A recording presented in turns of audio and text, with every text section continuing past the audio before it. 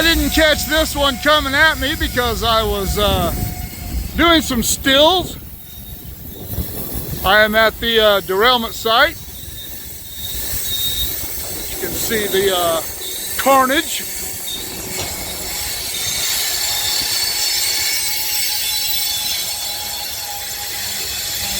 Underneath the cars there. This is the loaded grain train.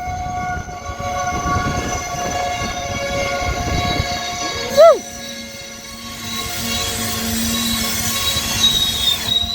Pretty chilly today. Not cold by North Dakota standards, but it's 38 degrees.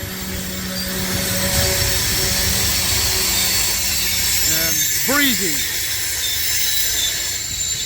And I don't have on any gloves, or my beanie's in the truck.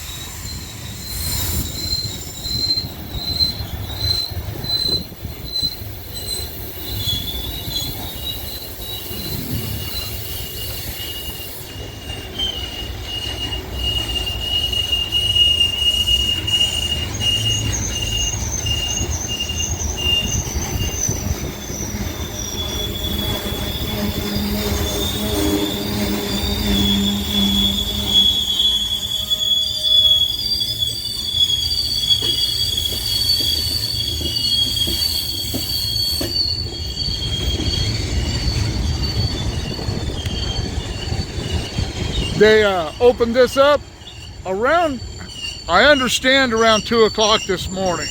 This is January 22nd. If you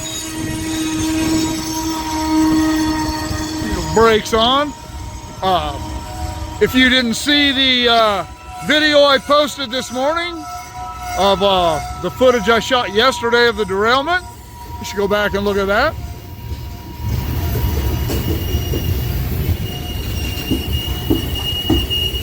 That will be in the derailments playlist.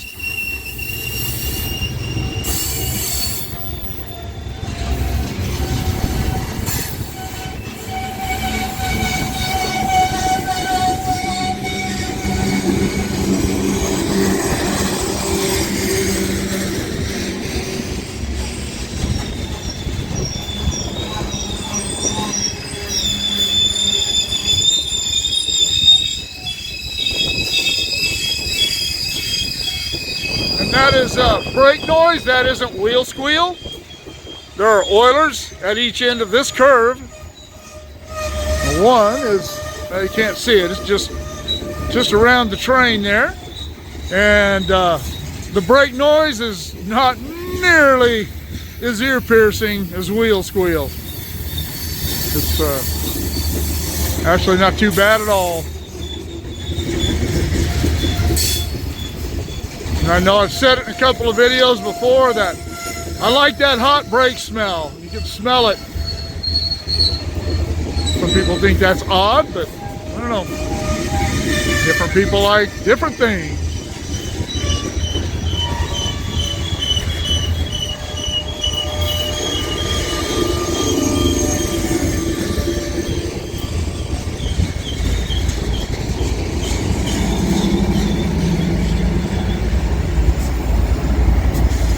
Well, 4 in the middle.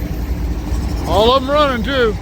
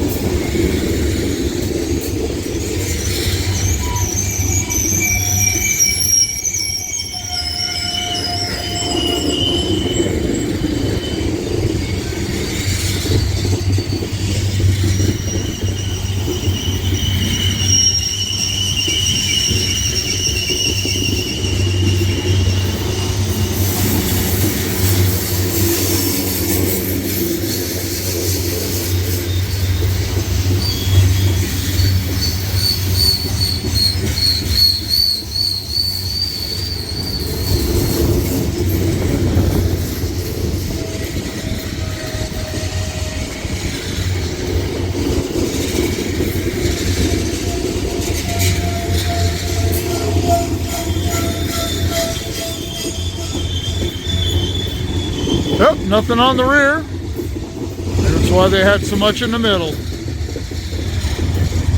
All right, random train at the derailment site. All right, well, I said earlier, or in another video, that I didn't know if there was a speed restriction here because I hadn't heard any chatter about it. But there is a speed restriction here.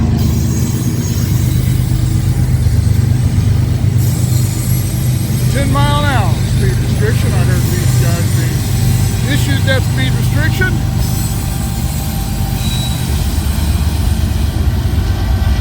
I actually caught this guy a little down below towards Waylong a while ago, but I messed up and turned my phone off in the middle of it, so I'll just pull some stills off of it.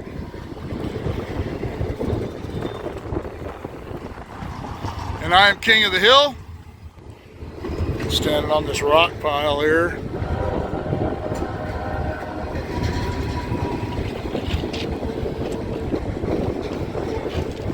I am so sorry, I cannot find my dead cat. I went to a lot of trouble to make that thing, and I don't know what happened to it. I haven't used it in a long time. I haven't really been out shooting videos much, especially in the wind. So please forgive the wind noise. I'll make another one. For those of you who did not see my two-part piece on the history of the tunnels on the Tehachapi, you need to go back to my railroad history playlist and watch those. But anyway, Tunnel 13 was back there.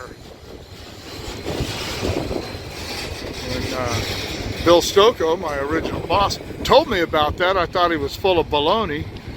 And he took me down here and showed me that he wasn't. Originally,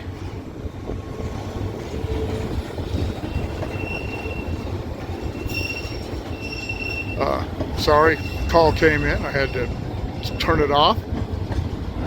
Originally, the tracks came around that curve there out from behind that hill, cut in, and went right up that draw. And if you walk up there by where those ties are, you can actually still see where the cut was alongside this hill, and it made a sharp curve into Tunnel 13, which went through that hill just this side of where that dark the trail is going up there where the fence line is. But you used to be able to see the pole line used to be there still, the old abandoned pole line that ran over the top of that hill. And if you look up there, you can still see a pole up there. But anyway, it went through there on a sharp curve, came out a narrow draw on the other side, and came around, went through the wide spot where the crossing is by tunnel below Tunnel 14, and then curved into Tunnel 14. It was a very sharp setup. And as soon as locomotives were powerful enough to where they could increase this grade a little bit, there's our buddy from down below with the ties.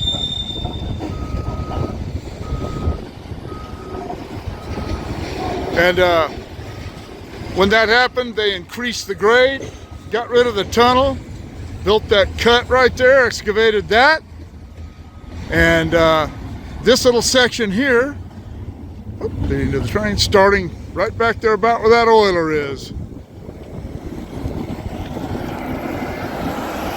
goes, jumps up in grade, I am told, from 2.9 to 3.2 for about 1,000 feet, up to just the other side of the crossing below Tunnel 14.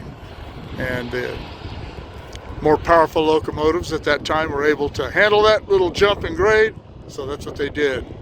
All right. Another random train by the speed restriction, through the speed restriction at the derailment site. Keep shooting me the ideas. Drop me comments below. Shoot me an email at motopoet59@gmail.com. And before I leave, it does look like they're hauling these ties up here from Marcel down below to get the wood ties out of here in these panels. All right. See y'all later.